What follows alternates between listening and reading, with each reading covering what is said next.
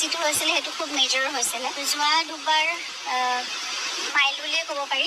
এইবাৰো এতিয়া মানে প্ৰথমখিনি অকণমান মানুহক কানেক্ট কৰিবলৈ অকণমান প্ৰব্লেম হৈছিলে প্ৰথম এঘণ্টালৈকে। তাৰপিছত এতিয়া ঠিকে আছে। ORS খাইছে এতিয়া, পিছে একো খাবলৈ মন কৰা নাই। ৰাতিপুৱা প্ৰায় 9:10 হৈছে। মই লগতে আছিলোঁ।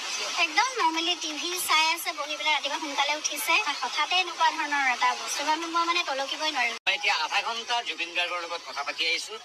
আমি এটা খুব হাস্যমধুৰ পৰিৱেশত এইমাত্ৰ কটালোঁ। আধা ঘণ্টাত আমি সেই তাহানিৰ আমাৰ স্কুল কলেজীয়া দিনৰ কথাৰ পৰা চিনেমা ইত্যাদি কথাবিলাকে পাতিলোঁ। এটা সুন্দৰ তেওঁ মোৰ যেতিয়া আধা ঘণ্টা কথা পাতিছোঁ সম্পূৰ্ণ সুস্থ অৱস্থাত দেখিছোঁ। এতিয়া 2-3 দিনমান জিৰণিলৈ বা এদিন জিৰণিলৈ তেওঁ হয়তো যাবগৈ আৰু সম্পূৰ্ণ সুস্থ।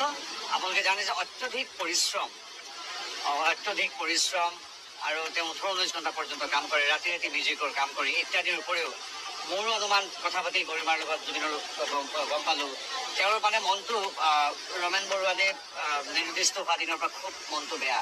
গতিকে এইবিলাক সালমিহল বিষয়ে তাৰপিছতে ডক্টৰে ক'ব চিকিৎসাৰ দৃষ্টিকোণৰ পৰা মই কোৱাটো অনুচিত।